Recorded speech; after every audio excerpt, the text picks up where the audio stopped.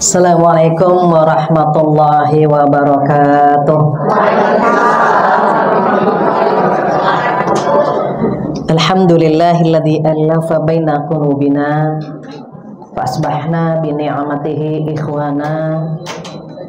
Asyhadu an la ilaha illallah wahdahu la syarikalah wa asyhadu anna Muhammadan abduhu wa rasuluh la nabiyya ba'dah.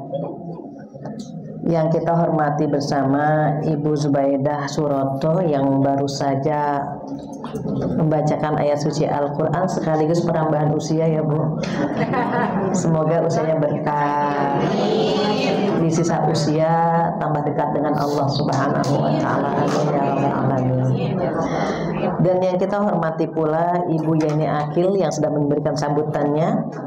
Begitu juga Ibu Silvi. Ibu baru datang kayaknya ya. Mohon maaf kita belum salaman, mohon redonya. Begitu juga Ibu Cut Oli, tadi saya udah ketemu. Oh iya, kayaknya pindah cepet kemana nih? Ibu-ibu yang yang solehah ya, ada bapak jadi saya sebutnya soleh juga. Hari ini saya tersanjung sekali melihat ibu-ibu yang luar biasa semangatnya. Saya merasa malu kalau melihat ibu-ibu seperti ini, Masya Allah. Ibu usianya 19, 17 gitu ya. Tapi semangatnya luar biasa.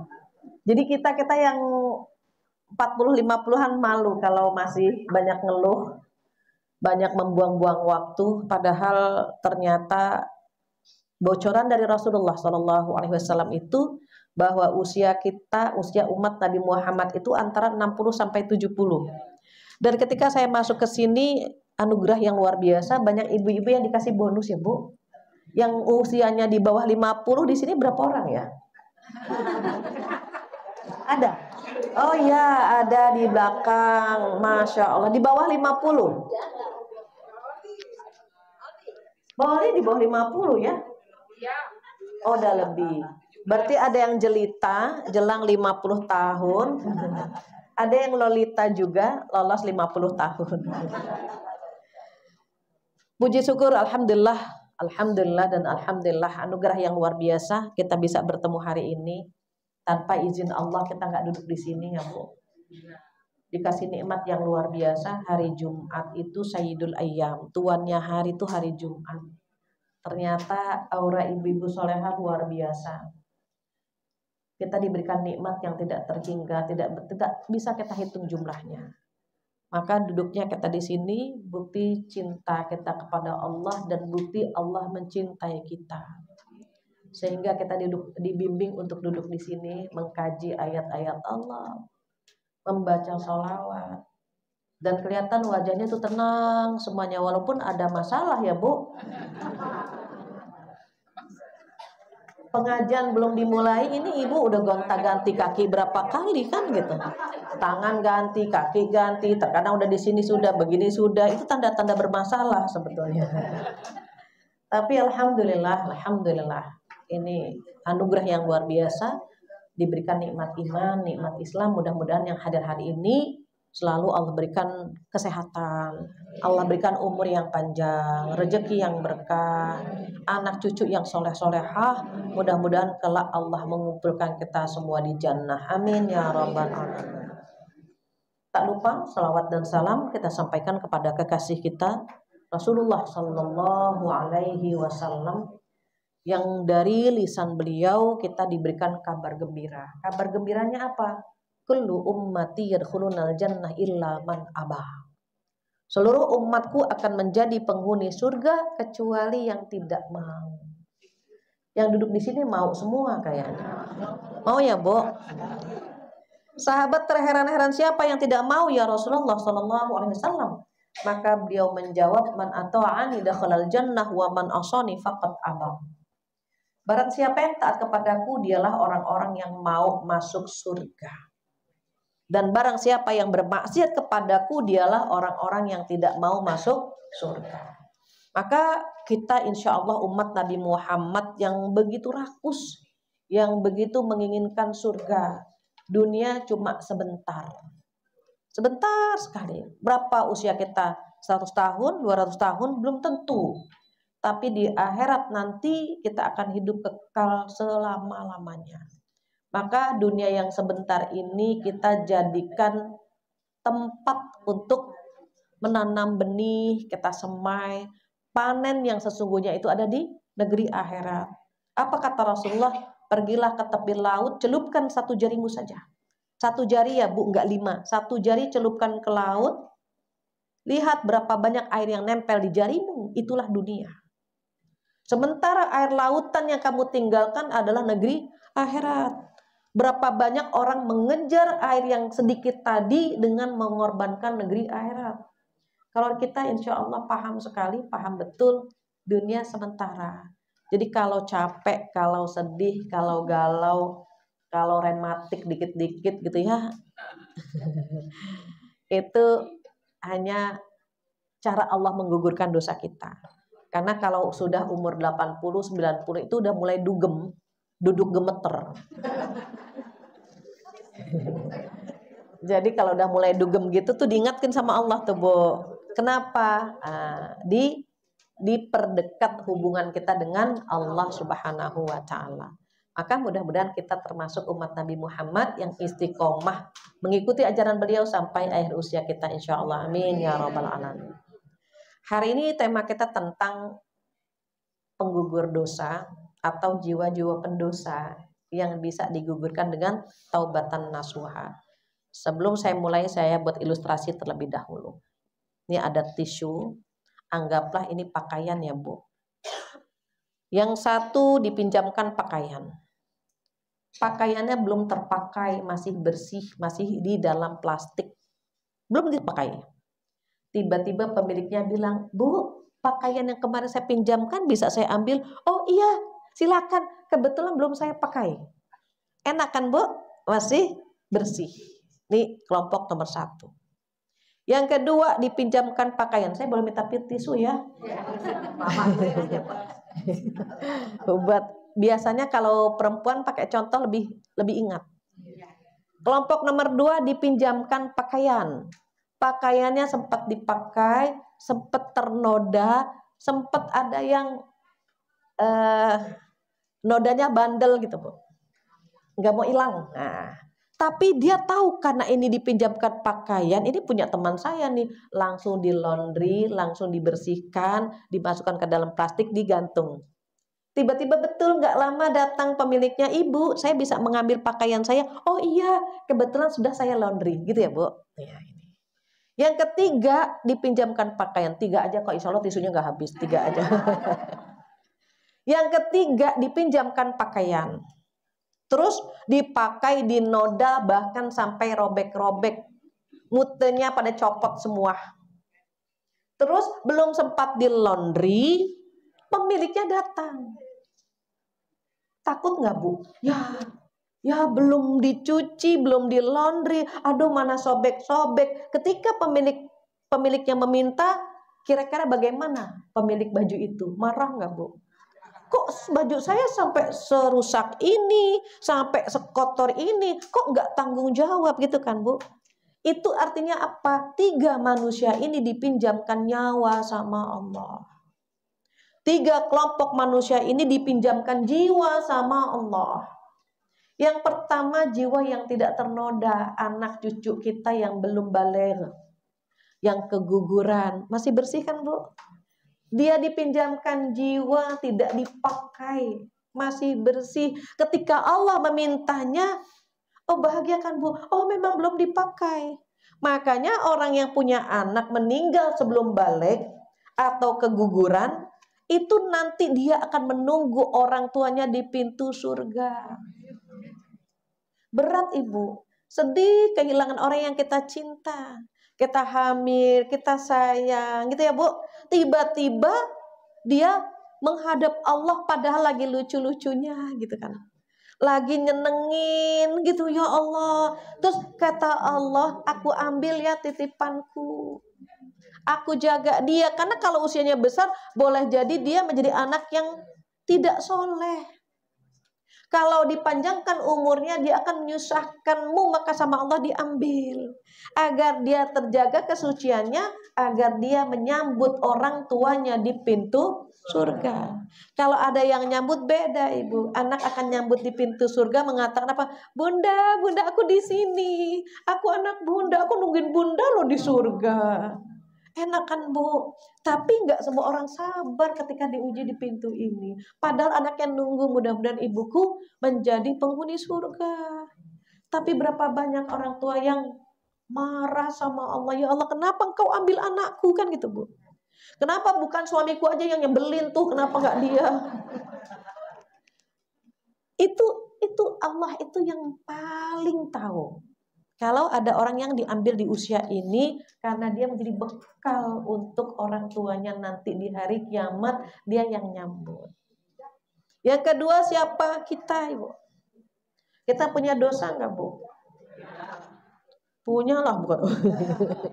Ibu segitulahnya, punyalah gitu ya. Kan kita manusia nih gitu.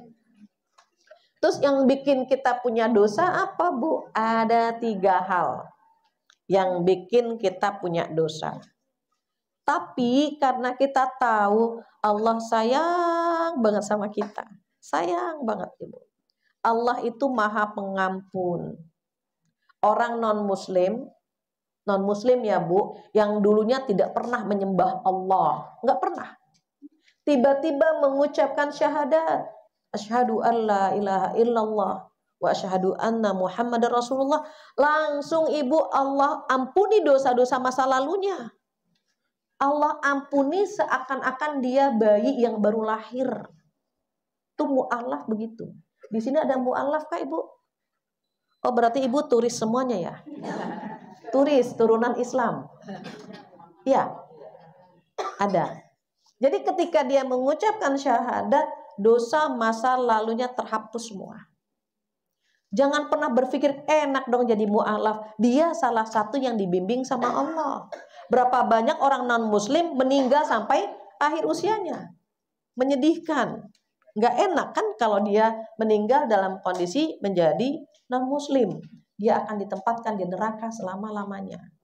Kalau yang non-muslim saja, ketika mengucapkan syahadat, diampuni dosa masa lalunya, apalagi kita, ibu. Kita masih menyembah Allah. Kita masih menyebut nama Allah. Tapi kadang-kadang kita tergelincir, kita lupa, kita khilaf. Karena setan menghantam kita dari kiri, kanan, depan, belakang, atas, bawah ya bu. Semakin tinggi level keimanan kita, setannya juga makin banyak. Kalau kita kelasnya kelas teri, setannya kelas teri juga. Kalau kita kelas kakap, setannya kelas kakap juga. Ibu-ibu yang rajin ngaji, godaannya akan berbeda. Kalau orang yang tidak pernah sholat, gitu ya bu, itu setan agak ringan sedikit. Setan, temannya setan. Jadi setan itu punya tugas hanya 2. Yang satu menggagalkan amal soleh. Yang kedua menunda amal soleh. Kalau orang-orang yang nggak pernah sholat, yang nggak pernah puasa, itu setan tahu, digagalkan dia. Kalau mau berusaha untuk sholat, kata sholat nanti saja kalau udah pensiun. Nanti saja kalau itu setan sudah bisa mengganggu dia, menghalangi dia untuk sholat. Kalau kita karena sudah sholat dan tidak akan pernah meninggalkan sholat, maka setan berusaha agar kita menundanya. Iya kan bu, kita suka nunda kan, nantilah Allah juga tahu kita di perjalanan. Ya Allah lupa misalnya, Allah tahu kok kalau kita lupa. Makan dulu, Allah tahu kok kalau kita lapar. Gitu kan bu. Setan tuh tahu kita nggak mungkin meninggalkan sholat, maka digoda oleh setan untuk menundanya. Kadang-kadang ditundanya di mana? Di kamar mandi. Sholat, lihat di kaca dulu, ngaca dulu, ya Allah, muka ya, gitu. Nanti wudhu lupa tangan kanan apa tangan kiri tadi yang dibasuh. Oh dari awal lagi, dari awal gitu kan, Bu. Itu udah ditunda di kamar mandi. Belum lagi nanti kalau udah kita tutup pintu itu, perut kita diputar-putar. Kayaknya tadi nggak pengen keluar angin, kenapa sekarang jadi pengen keluar angin? Apalagi kalau usia kita sudah senior gini ya, Bu. Itu remnya agak blong sedikit. Batuk dikit, tuk, gitu. Kemudian ketawa dikit, pes, gitu. Itu memang sudah begitu, Bu. Bukan hanya perempuan, laki-laki pun sama. Semakin senior, semakin banyak nominal usianya, itu kan gangguannya di sana. Oh, itu setan paling jago untuk urusan itu. Karena kita tidak bisa berhadapan dengan setan tanpa perlindungan Allah, gitu, Bu. Maka Allah buka pintu-pintu taubat. Dosa-dosa kecil itu bisa dihapus dengan istighfar, dengan wudhu, dengan sholat sunnah, itu bisa. Ada hadisnya ya, Bu, banyak sholat dengan sholat menghapus dosa, gitu kan, Bu? Umroh dengan umroh menghapus dosa. Ramadan bertemu Ramadan juga menghapus dosa, tapi itu dosa-dosa kecil. Dosa besar seperti BCA. BCA itu boboci yang gitu. Boci-boci. Boci-boci itu nih kayak hari ini nih, Bu. Ini kan hari Jumat. Mereka bilang hari Jumat itu HSN, Hari Selingkuh Nasional. Karena istirahatnya kan panjang. Qadarullah, ketika saya pulang dari Pakistan itu 99, tahun 2000 saya sudah mulai ngajar di perkantoran. Alhamdulillah sampai detik ini, Bu, sampai hari ini alhamdulillah masih ngajar di perkantoran. Jadi kalau jam istirahat begini nih, Bu, saya suka perhatikan yang ke mall berapa persen, yang gitu ya, Bu. Nah, yang tadi BCA berapa persen, yang ngaji berapa persen, itu tarik-tarikan tuh, Bu. Jadi mereka ya memang bilang HSN, Hari Selingkuh Nasional, karena jam istirahatnya panjang. Terus kalau ada yang begini nih gimana, kan gitu ya, Bu. Nah, kalau kita wajah-wajahnya wajah-wajah solehah, tapi masih berani sama dosa kecil gitu. Ya kan, Bu, apalagi perempuan dalam waktu 1 hari mengeluarkan 20.000 kosakata. Laki-laki dalam waktu 1 hari hanya 7.000 kata saja. Perempuan 20.000. Jadi kalau perempuan cerewet, perempuan ngomel, perempuan ngeluh, nah itu memang kerjaannya. Dia perempuan itu kalau nggak ngemil, ngemol, ngomel. Ngemil, iseng-iseng ngemil gitu kan, Bu. Nanti cuci mata ke pasar kayak kemana gitu. Kalau udah capek ngomel, Bu, ngomel aja. Jadi memang seperti itu. Nah, maka faktor yang bikin kita punya dosa ada 3. Nanti kita lihat kira-kira kita yang mana. Yang pertama yang bikin kita punya dosa adalah karena kita makhluk sosial. Makhluk sosial, makhluk yang berinteraksi dengan orang lain. Bisa nggak sih kita ini di kamar aja, udah di kamar aja habis keluar banyak dosa, bisa nggak, Bu? Tidak bisa. Kita nggak bisa tidak berhubungan dengan orang lain. Semakin sering kita bertemu sama dia, semakin banyak dosa kita sama dia. Ibu paling banyak dosanya sama siapa? Suami. Alhamdulillah ngaku ya gitu, ngaku. Kalau sudah tua, anak sudah mulai menikah, sudah punya rumah tangganya masing-masing, itu paling banyak dosa kita sama suami. Tapi kalau masih punya anak-anak yang tinggal bersama kita, itu paling banyak dosa kita sama anak. Kalau cucunya tinggal sama kita, paling banyak dosa kita sama cucu. Begitu seterusnya. Kalau ada adik-adik yang tinggal sama mertua, paling banyak dosanya sama mertua. Mertua diomongin mulu sampai ada pohon lidah mertua. Tajam banget. Kesian banget mertua. Padahal nggak semua mertua galak kan, Bu. Nggak semua menantu juga nyebelin gitu. Karena ada peran setan di sana. Bagaimana kakak adik berkelahi berebut warisan. Bagaimana mantu sama mertua berkelahi berebut anaknya atau suaminya. Itu perannya setan, kerjaannya setan begitu. Maka saat kita menjadi makhluk sosial, otomatis kita punya saham dosa di situ. Terus bagaimana? Sering-sering minta maaf. Ibu kalau sama suami, tolong jangan gengsi minta maaf. Sama anak, sama siapapun. Apalagi mau menyambut bulan Ramadan. Pengennya hati kita bersih, nggak ada dendam, ya Bu ya. Pengennya nggak ada menyimpan luka dan tidak melukai orang lain. Kenapa Bu? Kalau kita punya salah sama Allah, Allah ngampuninnya cepat. Tapi kalau punya salah sama manusia, oh manusia nyimpennya lama. Apalagi perempuan.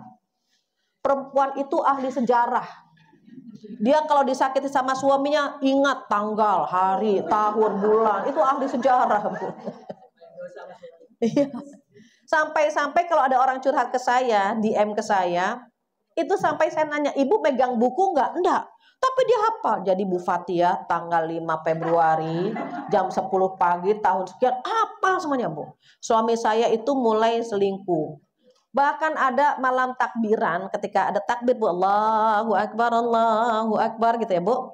Itu dia langsung, aduh saya kalau dengerin takbir ini sedih. Saya pikir ya Allah, hatinya sensitif banget denger takbiran dia nangis. Ternyata ini pas takbiran itu Bu suami mukul saya.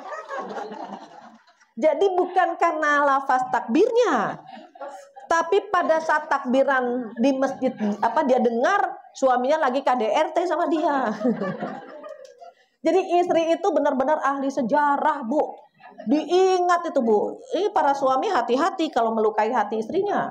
Karena perempuan itu Allah ciptakan perasaannya itu touchy ya Bu.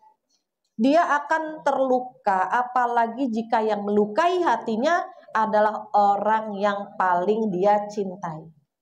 Kita disakiti sama teman, itu lupanya bisa cepat. Disakiti sama tetangga, itu lupanya bisa cepat. Tapi kalau disakiti sama suami, itu lupanya lama. Kenapa? Karena dia sosok yang kita cintai. Maka pada saat kita ingin mendapatkan redho dari suami, ibu cium tangan suami. Ayah ibu berangkat dulu ya mau ngaji. Cium tangan suami ibu, megang tubuh, berguguran dosa-dosa kita sama suami. Kalau kita marahin suami, minta maaf lagi. Jadi kalau misalnya kita mau pergi ngaji, kita nggak pernah tahu Bu, apakah kita di perjalanan fine-fine saja, baik-baik saja, atau terjadi sesuatu yang tidak kita inginkan. Suami juga begitu. Maka ketika suami pergi, usahakan untuk mendampingi sampai ke pintu. Hati-hati ayah. Syukur-syukur ibu bisa gini. Hati-hati ayah. Oh itu lucu ya kalau gini. Kalau masih muda masih bisa melambaikan tangan. Udah tua juga sebetulnya bisa. Ibu mohon maaf. Qadarullah saya punya ibu, itu saya banyak belajar dari beliau. Kalau ayah saya mau pulang, itu di mejanya itu ada air 3 warna. Ada air putih, ada susu gitu, ada teh. Saya bilang, Bu, mubazir banget gitu ya. Ngasih 3. Terus nanti ayah minum yang mana? Tergantung ayah. Kalau ayah minumnya susu, yang air tehnya ibu minum. Kalau ayah milihnya air teh, yang susu ibu minum. Sedemikian rupa gitu. Kalau misalnya ayah anda saya pulang dari masjid, itu beliau tuh kalau nggak sholat dulu, nyambut dulu. Kadang-kadang kan ibu-ibu zaman dulu masak nih Bu, masak. Terus orang tuh ayah anda itu misalnya pulang, beliau tuh udah rapi-rapi dan nyambut dulu. Jadi masya Allah, belajar banyak dari beliau. Mohon maaf ya Bu, kita kan bisa belajar dari siapa saja. Berapapun uang yang ayah anda berikan, itu beliau selalu tepuk tangan. Alhamdulillah, makasih ayah, makasih. Padahal nominalnya nggak besar. Tapi itu yang membuat ayahanda saya terkenang. Beliau selalu tepuk tangan, ayah makasih. Kasih betapa pandai bersyukurnya kepada suami. Jadi kita terkadang aduh belum ada apa-apanya gitu ya. Sampai suatu hari, ini sharing saja ya Bu. Saya bilang, Bu, kalau Kak dikasih uang belanja, disimpan dulu. Anaknya ngajarin nggak bener ya. baru dikembalikan ke ayah, biar nggak bolak-balik minta sama ayah gitu. Ibu simpen aja dulu, biar nanti nggak minta lagi, nggak minta lagi. Saya bilang, Fat, gitu, Fat, jangan ngajarin ayah yang, jangan ngajarin ibu yang nggak bener ya, gitu. Berapapun lebihnya bu dikembalikan kepada ayah. Jadi sampai saya, ya Allah ibu, gitu. Masya Allah, Masya Allah. Nah, itu ternyata dirasakan oleh ayahanda saya almarhum. Apa komentar ayah saya? Fat, ayah tidak akan pernah mendapatkan istri sebaik ibu kamu. Gak akan pernah ayah dapatkan. Jadi ternyata kesetiaan suami istri itu kan Allah gak pernah tidur kan bu. Konsepnya, filosofinya itu aja. Fat, Allah tuh gak pernah tidur. Allah itu kan pasti tahu. Karena beliau ingat bahwa makhluk sosial itu kan bersosialisasi dan paling banyak dosa sama suami. Jadi beliau bagaimana belajar redho dengan suami. Sama anak-anak juga begitu. Kalau saya pulang dari pesantren, beliau tepuk tangan. Alhamdulillah Fatia pulang. Pantesan hati ibu kayak gimana rasanya. Ya Allah ibu, saya berbunga-bunga. Sedemikian gitu bu. Kenapa? Karena beliau bilang ibu pengen dapat surga dari pintu ini. Jadi yang lewat nyapa betapa itu ilmu buat saya. Disapa. Contoh mohon maaf ya bu, menantu pertama datang. Bu, ada kakak ipar datang. Yang mana? Yang pertama. Dia lagi nyapu bu. Lagi nyapu ditinggal diganti pakai baju yang dari menantu pertama. Jadi lagi nyapu bu ditinggal dulu langsung pakai baju dari menantu pertama. Terus nyapu lagi bu. Sampai akhirnya menantu pertama seneng kan bu, bajunya dipakai. Jadi ibu baju saya dipakai gitu. Seneng kan bu. Nanti beliau lagi tiduran. Terus bu kakak ipar kedua datang. Bangun langsung pakai baju yang dari kakak ipar kedua. Saking pengen nyenengin bu gitu. Terus habis dipakai baju dari menantu kedua, beliau tiduran lagi. Jadi ketika kakak ipar datang kan dia seneng. Bajunya dipakai. Sampai beliau bilang apa, Fat? Gak ada mertua seperti ibumu. Jadi kenapa bu? Karena beliau begitu ingin mendapatkan pintu surga dari celah ini. Itu orang banyak dosa kan dari sebab yang pertama bu, makhluk sosial. Apalagi perempuan. Pulang dari pengajian tuh bisa beda bu. Tadi ketemu bu ini enggak? Iya. Ya Allah gayanya ya iya. Mana baju sama jilbab gak matching? Iya gak matching. Kadang-kadang kan ada yang begitu ibu. Bukan di sini, di luar di Rawamangun sana jauh bu. Kadang-kadang kita ke pasar atau ke mall komentarin kan bu. Itu suaminya ganteng banget ya. Padahal istrinya jelek gitu kan bu. Ada aja lisan kita yang membuat kita punya dosa. Itu yang namanya makhluk sosial. Karena kita bersosialisasi dengan banyak orang, ada saham dosa yang kita titipkan sama mereka. Entah sama tetangga, sama anak, sama mantu gitu kan bu. Kalau kita tahu itu celah setan dibuka di pintu itu, kita akan berusaha menutupnya. Oke, saya makhluk sosial, tapi bagaimana kalau saya keluar dan berhubungan dengan banyak orang, saya nggak menitipkan saham dosa sama mereka. Tetapi yang kita titipkan apa? Saham kebaikan, kebaikan, kebaikan. Nanti bu, mereka akan jadi saksi di hari kiamat. Ketika seorang hamba disiksa, apa kata dia? Ya Allah, jangan kau siksa dia, ya Allah. Aku bersaksi dia orang baik, ya Allah. Bayangkan bu, teman bisa jadi saksi, tetangga bisa jadi saksi, anak, suami, semuanya bisa jadi saksi kita orang baik. Teman pengajian seperti ini nih bu, bisa ngasih syafaat di hari kiamat nanti. Bagaimana seorang hamba datang kepada Allah, ya Allah, temanku mana ya Allah? Sahabatku mana? Dia yang ngajak aku pengajian, dia yang ngajak aku sholat, dia yang mengingatkan aku, tapi di mana dia? Kok aku tidak menemukannya di surga ya Allah? Apa kata Allah? Dia di neraka karena dosa-dosanya. Jemput, kata Allah, jemput temanmu yang sudah membimbing kamu kepada kebaikan. Datanglah sahabat ini bu ke neraka, dicari temannya dan bisa diselamatkan ke dalam surga. Enak nggak bu? Enak. Makanya kalau kita ngaji, tengok teman-teman kita. Bu ini, Kita ingatkan, Bu, iya dia yang ngajak saya, dia yang bareng-bareng aktif di Masjid Sunda Kelapa misalnya. Oh, dia yang selalu jadi motivator kami dan seterusnya. Maka yang pertama kita tutup pintu-pintu lewat makhluk sosial. Yang kedua apa, Bu? Yang kedua di surat Asy-Syams. Allah berfirman, a'udzubillahi minasyaitonirrajim, fa'alhamaha fujuraha wa taqwaha. Terus apa, Bu? Qad aflaha man zakkaha wa qad khaba man dassaha.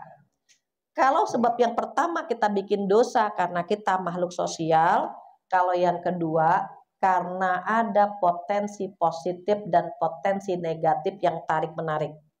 Itu kata Allah, fa'alhamaha fujuraha wa taqwaha. Aku ilhamkan ke dalam jiwa manusia ada sifat durhaka dan ada sifat takwa. Terus apa bocorannya? Qad aflaha man zakkaha. Sungguh beruntung orang yang mampu menyucikan jiwanya dan sungguh rugi orang yang mengotori jiwanya. Saya buat ilustrasi lagi. Ini ada yang fujur, ada yang takwa. Fujur itu durhaka, takwa itu kebaikan ya, Bu. Nih dia berantem terus nih, Bu, dorong-dorongan. Nanti kuatan yang mana tergantung jiwa kita pada saat itu. Kalau jiwa kita lagi bersih, maka kebaikan itu menjadi pemenang. Tapi kalau kita jiwanya lagi kotor, maka jiwa yang kotor menjadi pemenang. Contohnya apa gini? Ketika kita sedang rebahan, tiduran, kita dengar azan. Allahu Akbar, Allahu Akbar. Kata jiwa yang bersih, alhamdulillah umurku sampai waktu asar misalnya, Bu. Terus dia langsung ambil air wudhu. Maka jiwa dia akan penuh. Jiwa dia akan tenang. Kenapa dia jadi pemenang? Kenapa? Karena ketika jiwa itu keluar, dia langsung mempraktekannya. Langsung ngambil air wudhu. Tapi kalau jiwa yang kotor lebih dominan, lebih banyak, ketika dengar azan, baru jam 3:30 tiduran dulu rebahan sampai jam 4 gitu. Ya kan, Bu? Atau makanan udah di depan. Makan dulu lah, Allah juga tahu kita lapar. Mendingan makan, ingat sholat daripada sholat ingat makanan gitu. Itu, Bu, ini berantem nih, Bu, sebetulnya, Bu. Dari mana kita tahu berantem? Di sini kan ada. Pernah nggak, Bu, ada suara? Makan dulu, nggak usah, sholat aja dulu. Gitu kan, Bu? Nah, suara itu tuh ini, Bu. Yang Allah sampaikan, fa'alhamaha fujuraha wa taqwaha, itu tadi, Bu. Jadi ketika yang fujur dengan yang takwa ini cekcok, bertengkar. Bertengkarnya gimana? Dengerin suara hati kita. Kita kan suka gitu, mau sedekah, itu jiwa positif, Bu. Tapi kata yang negatif apa? Nanti aja, kan sembako lagi naik gitu. Itu negatifnya. Nanti dia perang, biarkan saja dia perang. Kita dengarkan, coba nanti keputusannya apa yang akan kita ambil. Kita bilang enggak, hari Jumat saya akan tetap sedekah. Kenapa? Sembako urusan lain. Yang penting hari ini saya sudah sedekah. Khawatir saya umurnya nggak panjang. Maka pada saat dia memilih yang positif, yang baik, berarti pada saat itu jiwa yang bertakwa yang lebih dominan dalam diri kita. Tapi kalau nantilah Ramadan aja diperbanyak zakatnya, sedekahnya, nanti boleh jadi gitu. Pada saat itu jiwa negatif kita yang lebih dominan. Itu udah Allah kasih bocoran tuh, Bu, di surat Asy-Syams.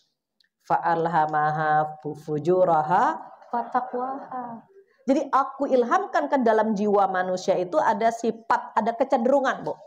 Ada kecenderungan berbuat baik dan ada kecenderungan berbuat buruk. Sekarang lagi kita baca Quran.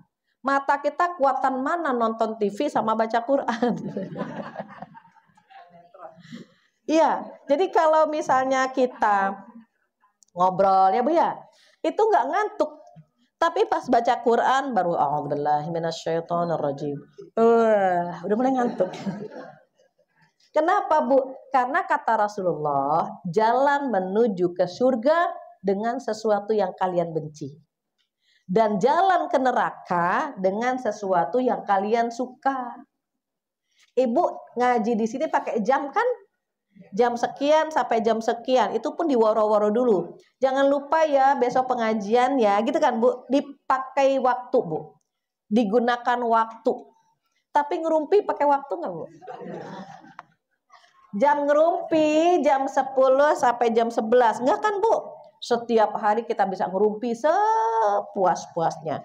Tapi ketika kita mau baca Quran, agak keluh gitu Bu. Agak males, mata mulai berkaca-kata, ya Allah ini kok huruf ketuker dan seterusnya. Itu bukti bahwa jiwa kita tarik-tarikan tubuh antara yang positif dengan yang negatif. Terakhir apa? Yang menyebabkan kita bikin dosa yang ketiga adalah adanya penyakit hati. Penyakit hati itu dimiliki oleh setiap kita Ibu. Seluruh manusia punya penyakit hati. Terus yang bersih siapa? Para nabi. Para nabi itu yang bersih dari penyakit hati. Kalau kita dokter sekaligus pasien. Penyakit hati kita banyak Bu. Ada sombong, ada dengki, ada gitu kan Bu. Tapi prosentasenya berbeda-beda. Nah Ibu lihat, kalau air ini penuh kan Bu, penuh, ruangannya sedikit yang kosong, berarti dia jiwanya yang bersihnya penuh, penyakit hatinya sedikit di ujungnya saja. Nah yang ini kebaikannya setengah, berarti yang setengahnya lagi diisi dengan keburukan, dengan penyakit hati. Manusia itu tergantung, mohon maaf ya Bu, tergantung ngisinya. Kalau dia sibuk dengan hal yang baik, hal yang buruk itu kepikirannya cuma sedikit. Kita sibuk nih ngurusin ini, ngurusin itu gitu ya Bu, ngurusin orangnya sedikit. Tapi kalau kita kebaikannya sedikit, kadang-kadang kepo, mohon maaf, dengan keadaan orang lain. Ya Allah dia gimana sekarang? Ya Allah dia nginep di hotel, enak banget ya suaminya gitu. Dia kepo dengan kondisi orang lain. Atau dia akan lihat, iya Allah dia makannya di hotel bintang 5 terus ya Allah. Padahal sosial media itu pencitraan. Apa pencitraan? Yang baik-baiknya aja. Dia posting lagi makan-makan di luar, padahal waktu posting dia lagi nyeplok telur. Bisa Ibu itu. Dia jalan-jalan ke luar negeri, padahal waktu posting dia lagi rebahan meriang dia Bu. Kan bisa saja. Tapi kita yang ada penyakit hati ketika melihat postingan seperti itu, langsung panas kan Bu. Ya Allah enak banget punya suami dia ya, beda banget sama suami saya gitu Bu. Mulai nggak bersyukur dengan suami kita. Ya Allah Bu Zubaidah mah enak, suaminya 3T, takwa, tampan, tajir gitu Bu. Contohnya. Ya Allah suami saya 3T juga, udah tua, tulali, tertindas gitu. Maka kadang-kadang itu yang membuat kita kurang bersyukur dengan kondisi kita. Karena kita mengkomparasi, membandingkan hidup kita dengan hidup orang lain. Makanya mulai ada yang namanya penyakit hati. Ini kalau diurut Ibu dari sejarah ya Bu, penyakit hati yang paling dominan nomor 1 nih kan gini. Turun gitu. Turun temurun. Pertama apa sih Bu? Sombong. Sebagaimana sombongnya iblis. Iblis itu nomor 1 Bu. Saat disuruh sujud kepada Nabi Adam mau nggak Bu? Nggak mau. Kenapa Bu? Sombong. Apa komentar iblis? Masa sih aku yang diciptakan dari api harus sujud kepada yang diciptakan dari tanah? Orang sombong tuh begitu. Masa aku bergaul sama dia nggak level ya gitu. Makanya pernah Bu, qadarullah udah lama sekali. Ada acara di salah satu hotel. Terus Allah itu, saya lagi enak baca HP Bu, tiba-tiba pengen aja ngeliat gitu siapa yang datang.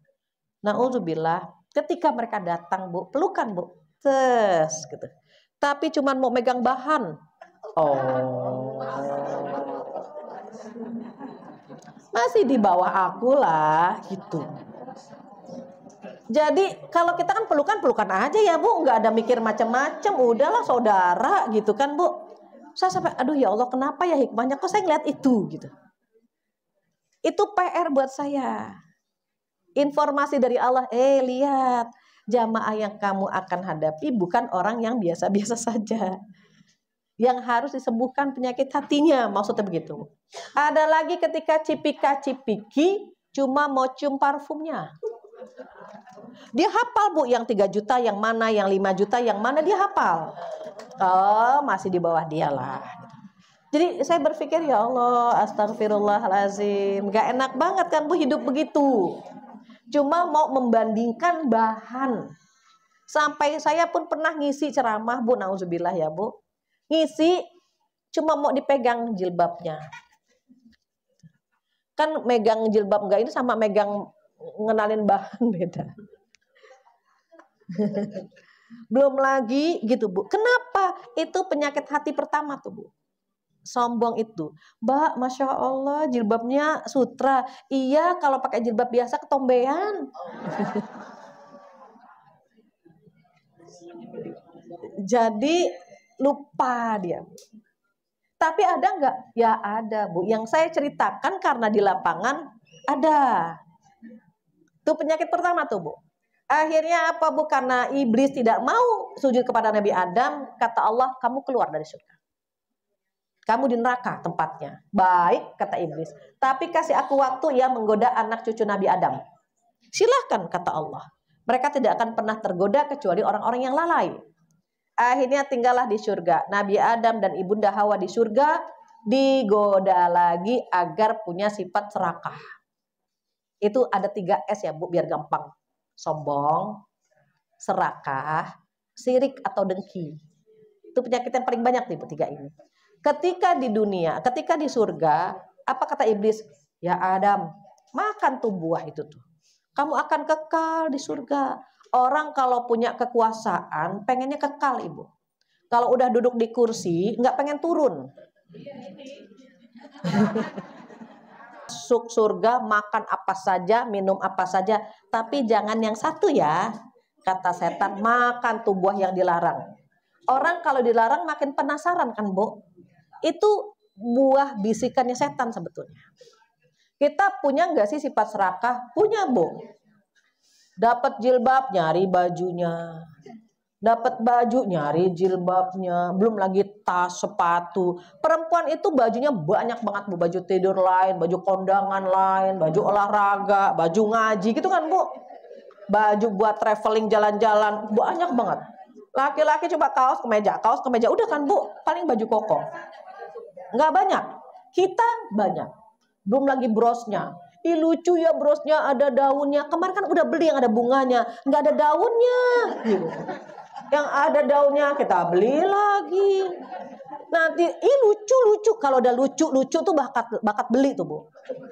Ih lucu banget gitu. Ya kan kemarin udah beli itu tapi nggak ada potnya, terus aja Bu. Bunga, daun, tangkai terus aja kan Bu. Punya Bu sifat serakah? Ada.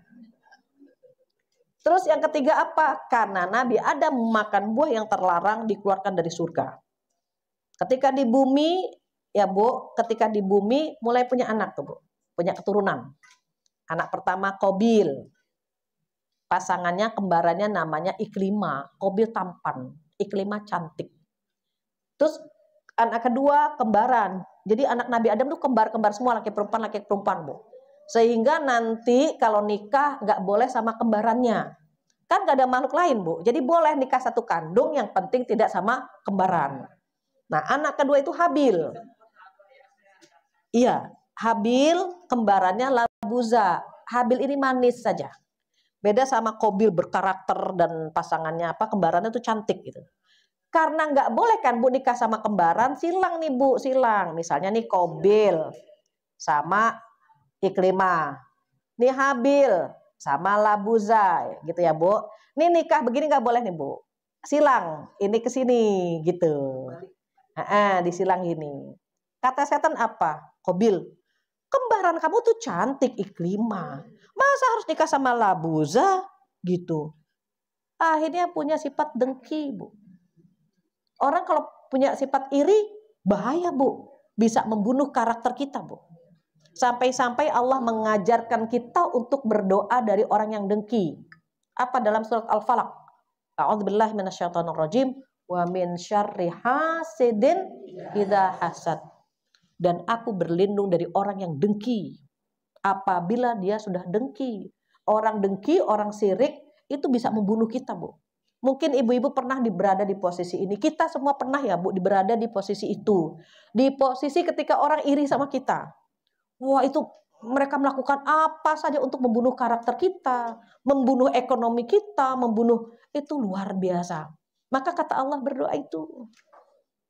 Karena orang dengki itu bisa membunuh. Nah, penyakit hati ini yang bisa membuat kita punya dosa. Makanya kita nggak selamat dari dosa. Kenapa, Bu? Tadi 3 hal tadi. Yang pertama apa, Bu? Yang pertama karena makhluk sosial. Kita bersosialisasi begini. Itu kadang-kadang ada tutur kata kita yang melukai kan, Bu? Astagfirullahaladzim. Makanya kalau mau bubar, baca doa kafaratul majlis. Agar dosa pada majlis itu diampuni sama Allah, terhapus. Begitu juga yang kedua ada, sebab yang kedua kan, Bu, ada potensi positif sama potensi negatif. Tadi yang saya contohkan ini tarik-tarikan. Sampai kapan? Sampai maut memisahkan, baru ini potensi ini nggak berantem. Tinggal kita mau menangin siapa. Karena dia ada di sini. Tapi seringnya kita apa? Kita seringnya jadi pecundang. Kita kalah kan, Bu. Mau sedekah tertunda, mau sholat tertunda. Kenapa? Ada potensi negatif yang gitu. Sebetulnya setiap kita ingin melakukan kebaikan, potensi positif hadir duluan, Bu, sebetulnya. Tapi karena nggak langsung direalisasikan, nggak langsung dikerjain gitu, potensi negatif keluar juga gitu. Coba kalau misalnya Allahu Akbar, langsung ke kamar mandi, bangun wudhu, itu potensi negatif tuh nggak sempet, Bu. Tapi karena kita nggak langsung wudhu, si potensi negatif keluar juga. Istirahat aja dulu, gitu. Ya kan, Bu? Nah, rebahan aja dulu, baru juga jam 3:30. Sekarang maghribnya agak malam kok 5:30 gitu. Terus gitu kan, Bu? Itu luar biasa. Makan aja dulu, rebahan dulu, kan nggak bagus kalau makan langsung gerak. Itu di sini tuh pikiran kita macam-macam. Itu yang namanya potensi negatif tuh ngisi ke kita. Pernah kan begitu, Bu? Pernah. Terus yang ketiga, apa yang bikin kita punya dosa? Karena penyakit hati. Nah, karena Allah Maha Pengampun, ini tadi, Bu, kita dipinjamkan nyawa sama Allah kan, Bu. Kita nodai, kita kotori. Kata Allah, hei, jiwamu ternoda. Kamu cari pintu. Biar aku bisa menghapus dosa-dosamu. Tengok dosa yang kamu lakukan tuh apa. Kalau memang dosa kecil, itu bisa dihapus dengan istighfar. Wudhu itu bisa menggugurkan dosa kita. Sholat bisa menggugurkan dosa kita. Umroh pun demikian. Minta maaf kepada sesama pun demikian. Tapi kalau dosa besar hanya bisa dengan taubat. Dihapusnya sama Allah dengan taubat. Apa contoh contoh dosa besar? Durhaka sama orang tua, mabuk, korupsi, berzina. Biasanya, mohon maaf ya, Bu, jika sudah berani melakukan dosa besar, satu dosa besar dia berani, maka dosa besar yang lain tuh ngikutin tuh. Contoh misalnya, kalau dia pernah berzina, itu sama mabuk itu dekat, Bu. Sama narkoba itu dekat. Jadi kalau ada jamaah yang, Bu Fatia, suami saya terlibat narkoba, wah itu dekat dengan berzina tuh, Mbak. Memang, Bu, dia sudah berzina juga gitu. Karena orang yang minum atau yang narkoba, Bu, itu kan seksnya berlebih. Berzinalah dia. Atau uang korupsi, Bu. Orang kalau udah biasa korupsi, itu kan harta haram nyatu di otaknya, di daging, di darah gitu kan, Bu. Sama nih, Bu, nih. Kalau air putih dituang kan airnya keluar air putih. Tapi kalau ini air teh, keluarnya apa, Bu? Air teh kan, Bu.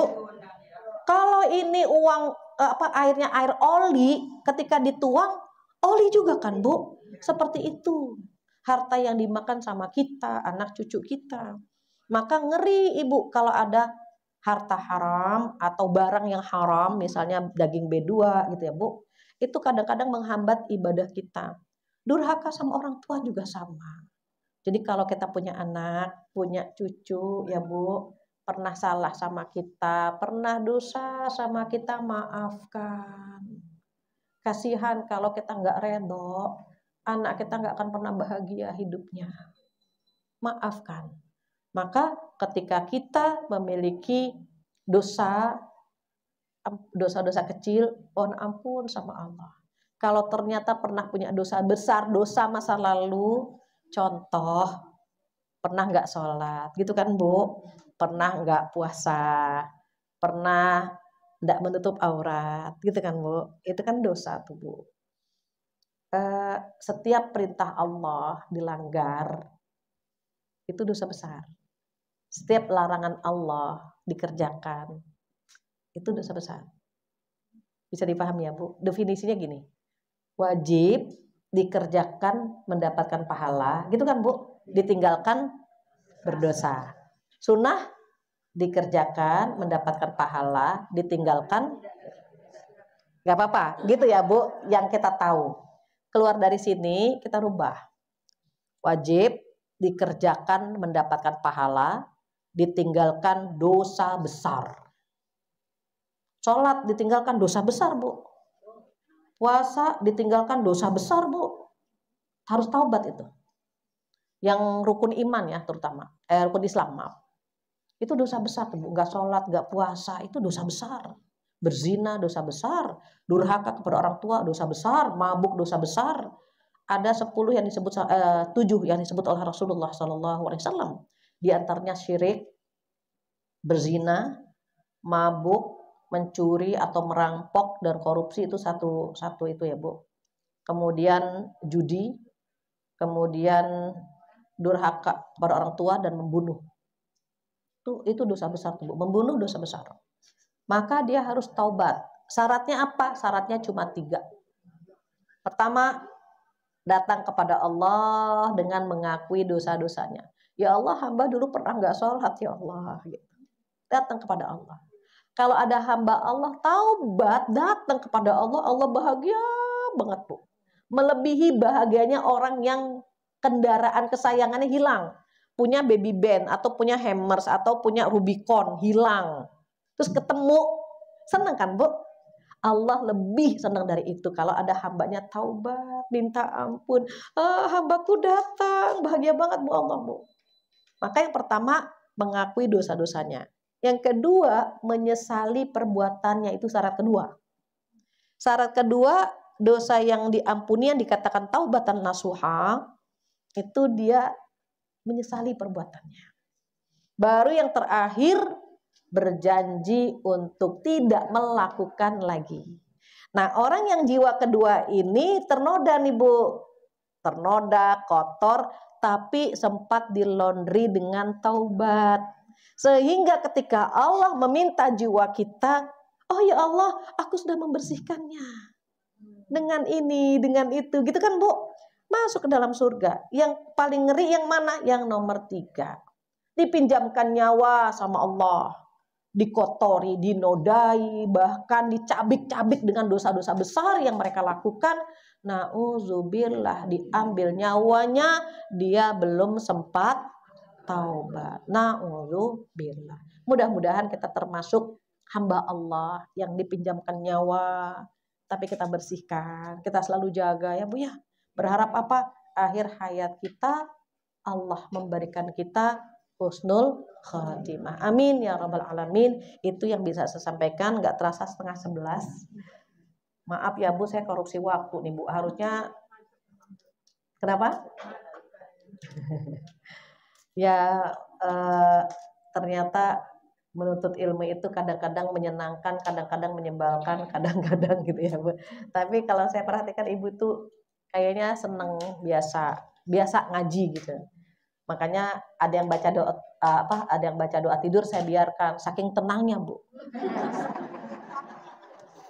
Ya, orang kalau duduk di majelis ilmu itu kan tenang jiwanya, Bu. Saking tenangnya dia baca doa tidur. Saya biarkan, udah biasa gitu. Tapi kalau pulang ke rumah kan pusing lagi, urusannya banyak lagi gitu kan, Bu. Alhamdulillah. Demikian. Kenapa, Bu? Keseharian jadi enak, terimanya enak. Oh, Masya Allah. Hati Ibu enak. Baik, mungkin ada waktu 10 menit aja gitu ya untuk tanya jawab. Saya kembalikan kepada MC. Silakan. Boleh, boleh. Waalaikumsalam warahmatullahi wabarakatuh. Alhamdulillah telah disampaikan tadi oleh Ustazah yang Masya Allah itu sangat amat berguna bagi kita semua. Amin. Amin. Mudah-mudahan nanti yang disampaikan oleh beliau akan menjadi catatan kebaikan bagi Ustazah Fathia, karena kita semua jadi sadar. Maka setiap hamba-hamba yang menyadari dan memohon ampun, insya Allah itu akan terus mengalir kepada yang memiliki ilmu untuk mengingatkan. Amin, amin. Kita buka untuk tanya jawab. Ya. Baik, silakan. Assalamualaikum warahmatullahi wabarakatuh. Waalaikumsalam. Sama-sama.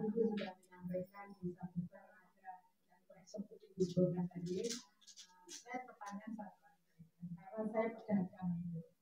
Jadi pedagang itu mengumpulkan uang receh. Jadi uang receh itu orang kalau saya pakai bank amalan itu katanya harus transfer Kena apa? kena denda. Oh, denda. Ya. Sementara saya ini masih menggunakan bank konvensional, contohnya BCA. Karena rata-rata itu orang itu masyarakat kampung aja yang saya pikir itu masih pakai BRI, ternyata mereka pakai BCA. Mau tidak mau saya banknya itu pakai bank konvensional dan BCA. Mohon arahan kepada Ibu bagaimana, apakah bank seperti itu saya termasuk juga. Terima kasih itu saja yang kami ingin sampaikan ke Ibu. Mohon penjelasannya. Baik, sama-sama. Saya tampung dulu ya. Bismillahirrahmanirrahim. Assalamualaikum warahmatullahi wabarakatuh. Waalaikumsalam. Ustazah Fathia yang kami hormati. Sama-sama. Kami sudah luar biasa mendengar tausiah dari Ibu. Masya Allah. Amin, amin. Tadi sudah disampaikan sesuai tema jiwa pendosa digugurkan dengan taubatan nasuha. Pertanyaan saya yang pertama, untuk menggugur dosa, selain memperbanyak istighfar agar kita tidak mengurangi lagi perbuatan dosa, juga kita melaksanakan sholat taubat. Nah, pertanyaannya, sholat taubat dan sholat tahajud yang mana yang didahulukan? Apakah cukup dengan sholat tahajud saja kita memohon ampun kepada Allah atas segala kesalahan-kesalahan kita? Cukup dengan sholat tahajud saja atau harus dengan sholat taubat? Itu yang pertama. Yang kedua, untuk menghapus dosa, apakah ada yang mengatakan cukup memberikan makan kepada fakir miskin? Ini ada yang mengatakan seperti itu. Cukup memberikan untuk menggugurkan dosa. Oh, siap. Menggugurkan dosa. Kemudian bagaimana kita tahu bahwa taubat kita itu diterima oleh Allah Subhanahu wa taala. Demikian, terima kasih. Wassalamualaikum warahmatullahi wabarakatuh. Waalaikumsalam.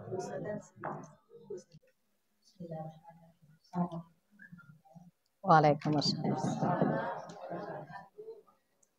Ustazah, terima kasih banyak pada hari yang penuh berbahagia ini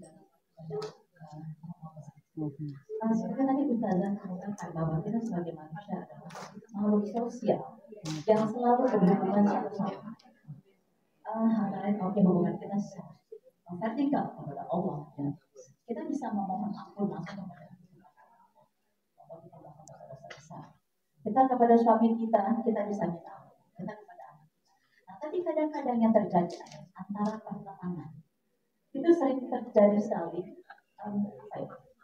saling gibah gitu ya. Nah, itu bagaimana caranya? Kita sudah memaafkan, tapi dilakukan lagi itu bagaimana seperti itu? Apakah dia juga memohon kepada Allah saja? Saya rasa itu aja Ustaz. Terima kasih. Karena ini sering sekali terjadi di lingkungan kita, terutama di lingkungan masjid ini ya. Baik. Wassalamualaikum warahmatullahi wabarakatuh. Waalaikumsalam. Ini Masya Allah ya, ibu-ibu Sunda Kelapa nih majelis taklimnya luar biasa. Berarti dengerin banget gitu ya, sampai hafal. Pertanyaan pertama terkait dengan riba. Jika ada bank konvensional dengan bank syariah, maka dahulukan bank syariah. Kecuali di kota itu tidak ada bank syariah. Hanya ada bank konvensional. Mau tidak mau kita menggunakan bank konvensional. Terus bagaimana kalau ternyata kita menggunakan bank konvensional, bunganya tidak dipakai untuk masuk ke badan. Jadi kalau bisa saya ilustrasikan begini. Ini uang halal nih, take home pay kita, salary kita yang halal, boleh kita bawa pulang, masukin ke badan gitu. Yang kedua ada harta syubhat. Harta syubhat itu yang abu-abu lah nih, ini halal apa enggak nih gitu ya, kita ragu. Itu buat dianggap uang kadede. Uang kadede itu uang rakyat yang harus dikembalikan kepada rakyat. Caranya buat pendidikan bisa, buat kesehatan bisa. Misalnya ada nengok orang sakit, ini bisa pakai uang ini. Karena dianggapnya uang kadede. Ini mohon maaf ya Bu, saya sudah konsultasi dengan Dewan Syariah. Karena ini uang syubhat saja. Maka dianggap uang rakyat dikembalikan untuk kepentingan rakyat. Ada anak yang nggak bisa bayar SPP, bisa pakai ini. Untuk mencerdaskan masyarakat, untuk membuat orang sehat, bisa pakai uang yang syubhat. Riba itu uang haram. Uang haram itu dialokasikan untuk fasum, fasilitas umum, seperti penerangan jalan, perbaikan jalan, jembatan, gitu, MCK. MCK tahu nggak Bu? Mandi, cuci kakus, yang kalau di daerah-daerah kan ada tuh Bu ya MCK. Ini karena kita, aduh udah ada nih di bank konvensional uang riba ini, diambil tapi alokasinya untuk fasum, fasilitas umum. Sementara kalau yang ini dianggap uang kadede, yang dibawa pulang, yang masuk ke dalam tubuh kita yang halal saja. Insya Allah yang halal juga nggak kalah banyaknya ya dengan yang bunga paling berapa kan gitu dibandingkan uang tabungan kita. Tapi tadi jangan diambil. Terus yang kedua terkait masalah ini Masya Allah ya, pertanyaannya ada dua. Terkait taubatan nasuha. Kalau sholat bagaimana, dahulukan mana taubatan nasuha sama tahajud? Taubatan nasuha dulu. Kenapa? Karena dosa besar hanya bisa dihapus dengan taubat. Dan itu dimulai dengan sholat 2 rakaat. Jadi sholat taubat 2 rakaat gitu ya Bu. Mohon ampun. Tadi kan syaratnya 3 tuh Bu. Mengakui dosa-dosa, menyesali perbuatan, dan berjanji untuk tidak melakukan lagi. Kalau tahajud hukumnya sunnah muakkad. Dia bisa kita gabung gitu dengan hajat-hajat kita tuh bisa. Kalau sholat taubat memang khusus kita hadir untuk memohon ampunan kepada Allah Subhanahu wa Ta'ala. Ada yang berpendapat boleh nggak sih sholat taubat tiap malam? Ada yang bilang boleh. Kenapa? Karena kita nggak sadar, boleh jadi dalam keseharian kita ada dosa besar yang kita lakukan, tapi kita tidak sadar gitu. Ada yang bilang nggak perlu. Kenapa? Karena sholat taubat hanya dilakukan jika kita merasa melakukan dosa besar saja. Jadi bebas ya Bu, boleh ya Ibu lakukan saat ingat dosa besar, atau aduh kayaknya tadi tuh sempat percaya sama paranormal misalnya. Kan kalau kita percaya sama paranormal atau dukun Bu, 40 hari 40 malam itu sholat kita nggak diterima, taubat gitu Bu. Dan kita perempuan senang banget sama ramalan bintang sama yang begitu-gitu kan Bu. Maka baiknya taubat dulu baru sholat tahajud begitu. Kemudian bagaimana memberi makan fakir miskin? Sebetulnya tadi sudah saya singgung. Untuk dosa-dosa kecil itu caranya banyak. Kalau dosa besar tuh hanya taubat ya Bu, hanya taubat. Tapi kalau dosa kecil banyak Bu, wudu nih Bu, kita berwudu gitu ya Bu. Ini air jatuh dari wajah kita itu berbarengan dengan jatuhnya dosa yang ada di wajah. ke tangan, ke kaki, itu jatuhnya air wudhu berbarengan dengan dosa-dosa kaki. Kita kan kaki ngelangkahnya suka macam-macam nih Bu, ke tempat yang nggak jelas dan seterusnya. Dosa kaki banyak bisa dihapus dengan wudhu, sholat dengan sholat, itu kalau dosa kecil. Memberi makan gitu ya Bu, memberi makan itu jika niatnya, tergantung niatnya nih. Jika niatnya menggugurkan dosa yang tadi, dia habis ngomongin dia nih, habis gitu ya Bu, kita habis ngambil haknya dia, misalnya namanya dia dicemarkan, haknya dia kita pakai, kita kembalikan dengan bentuk itu, mungkin bisa. Tetapi cara yang lain juga banyak. Istighfar, sholat sunnah, puasa sunnah, sedekah, itu bisa Bu. Artinya Allah tuh sayang banget ya Bu sama kita, dikasih cara. Kalian tuh punya dosa terus gitu, bikinlah cara kalian cari gitu kan Bu. Kita bersyukur banget Allah maha pengampun Ibu. Ya Allah Bu, dosa kita tiap hari kita bikin loh Bu. Tapi kata Allah, istighfar, sholat sunnah, wudhu, gitu ya kan Bu. Puasa sunnah, sedekah, itu semuanya bisa tuh Bu. Amalan-amalan sunnah, sedekah itu kan amalan sunnah, bisa menggugurkan dosa-dosa kecil. Terus gimana caranya biar kita tahu bahwa taubat kita diterima? Ketika setelah taubat kita lebih banyak menginginkan beramal baik, insya Allah taubat kita diterima. Tapi kalau habis taubat, nauzubillah ya Bu, misalnya dia berzina, taubat pengen berzina lagi, boleh jadi taubat itu tidak. Ya, karena kalau orang yang taubatnya diterima, dia memang berjanji untuk tidak mengulangi lagi. Maka dia nggak pengen lah ke situ lagi. Bahkan dia pengennya berbuat baik, berbuat baik, berbuat baik. Itu contoh atau ciri-ciri taubat yang diterima oleh Allah Subhanahu wa taala. Terakhir, bagaimana dengan dosa dengan teman? Perempuan itu kan kalau dilarang ngerumpi, itu dia ke kelurahan, minta SKTM, surat keterangan tidak mampu. Nggak bisa kita nggak ngerumpi, tapi dosa Bu. Kata Allah apa? A'udzubillahi minasyaitonirrajim. Ayuhibbu ahadukum ayyakula lahma akhihi maitan fakarihtumu. Apakah kamu suka memakan daging bangkai saudara kamu yang sudah mati? Ibu pernah dengar Sumanto nggak? Ibu, kita waktu ngeliat Sumanto makan bangkai, kita kan jijik banget ya Bu. Tapi ternyata kita kadang-kadang jadi anak buahnya Sumanto. Waktu ngerumpiin orang lain itu kita jadi anak buahnya Sumanto. Terus gimana dong kalau kita ngerumpiin? Nah, kalau kita ngerumpiin saudara kita, yang pertama Ibu minta maaf, tapi jangan disebutkan. Jangan bilang ini, Bu saya minta maaf ya Bu ya, kemarin saya bilang kalau Ibu itu pelit ya, berantem Bu.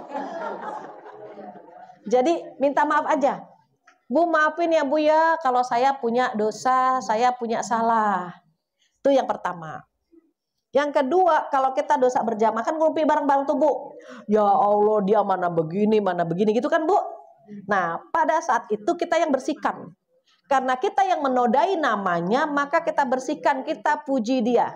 Gitu ya Bu. Dipuji, iya sih memang dia orangnya genit, tapi ya Allah, kalau sama suami dia taat banget gitu Bu. Ada yang disebut nama baiknya dia, karena kita yang sudah mencemarkan nama dia. Maka kita harus membersihkan nama dia di depan yang tadi kita bicarakan keburukannya. Bersihin. Misalnya gini, ibu itu ya Allah, gitu ya Bu ya, kan kita suka gitu Bu. Itu orang ngegibah itu kan ada 7 macam, nantilah teks waktunya. Saking pintu gibah itu banyak, jadi kita terkadang lagi kecewa, lagi marah, lagi sombong, lagi iseng, itu bisa di jalanan suka ketemu orang yang unik-unik ya Bu. Ada orang yang udah tua umur 70 pakai tank top, pusernya kelihatan gitu kan Bu ya. Pengennya kan komentar macam-macam tuh Bu, tapi langsung kita tutup Bu. Ya Allah, mungkin pakaiannya dia seperti itu, tapi dia sholat malamnya boleh jadi lebih banyak daripada saya. Gak jadi kita komentar. Ada orang yang kalau tertawa, wah gitu ya Bu ya, sampai ya Allah itu perempuan ketawanya kenceng banget gitu. Tapi kita tutup langsung, ya Allah boleh jadi sedekahnya dia lebih banyak daripada sedekah saya. Gak jadi kita.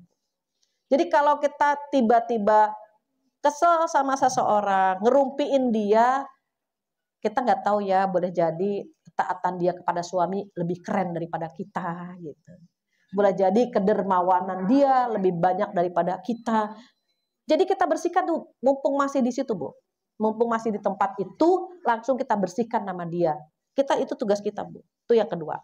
Yang ketiga, sedekah. Pahalanya atas nama dia. Ya Allah, kenapa saya ngerumpiin dia? Ya Allah, saya bikin dosa lagi. Sedekah atas nama dia. Jadi pahalanya buat dia. Agar dia nambah pahala gitu kan, Bu. Lewat kita.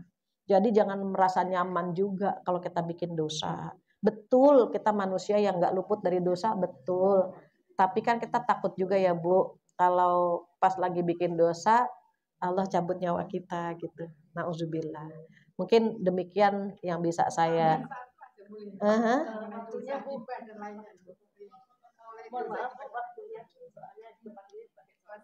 Iya.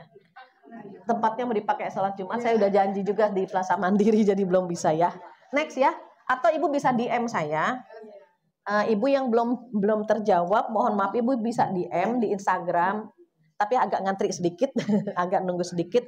Insya Allah kalau waktunya sudah luang, terkadang saya jawab pertanyaan teman-teman yang lewat DM ya. Demikian, mohon maaf Ibu, mohon maaf.